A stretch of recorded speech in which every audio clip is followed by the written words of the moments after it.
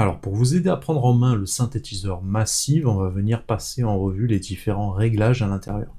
Donc encore une fois, vous avez trois choix d'oscillateurs avec différentes formes d'ondes qui sont paramétrables en cliquant ici.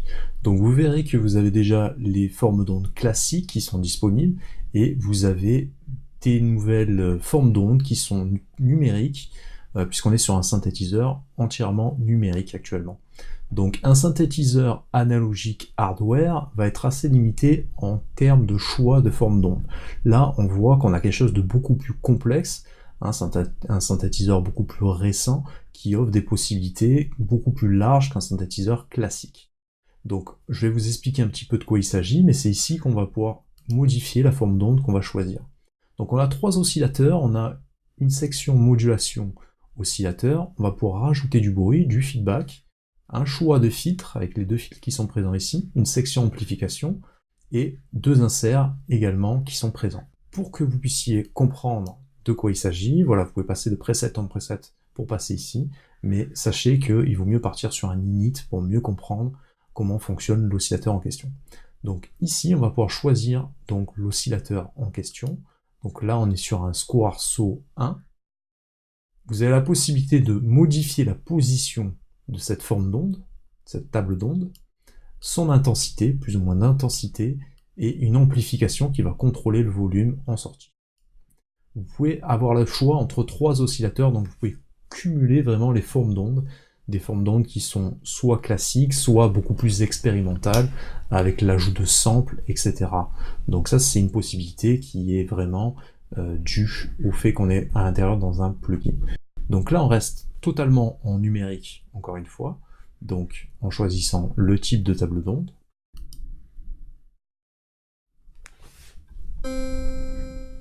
Qui vont venir modifier la sonorité du synthétiseur.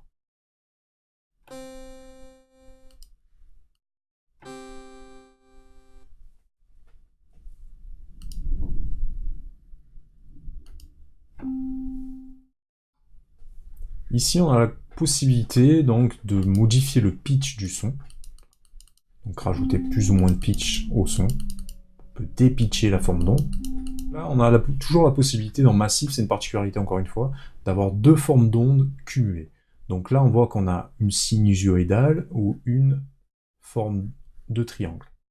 Donc vous avez la possibilité de passer d'une forme d'onde à l'autre en modifiant ici le potard. Donc là, on est totalement en signe, et là, totalement en triangle.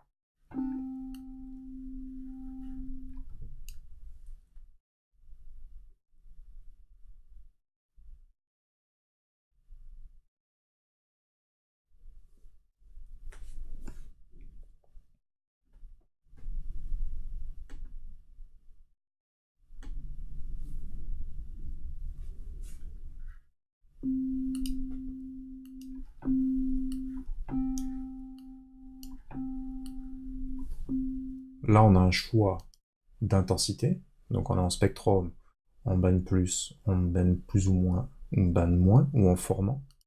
Vous voyez que ça influe vraiment sur la modification du son. Si je le souhaite, je peux rajouter une deuxième oscillation.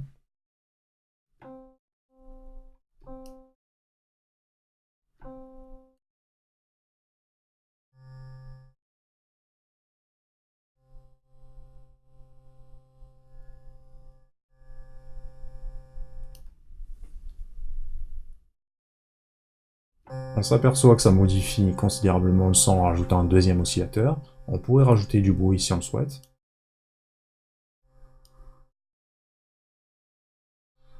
Là, on a différents choix de couleurs de bruit. Donc là, du bruit blanc.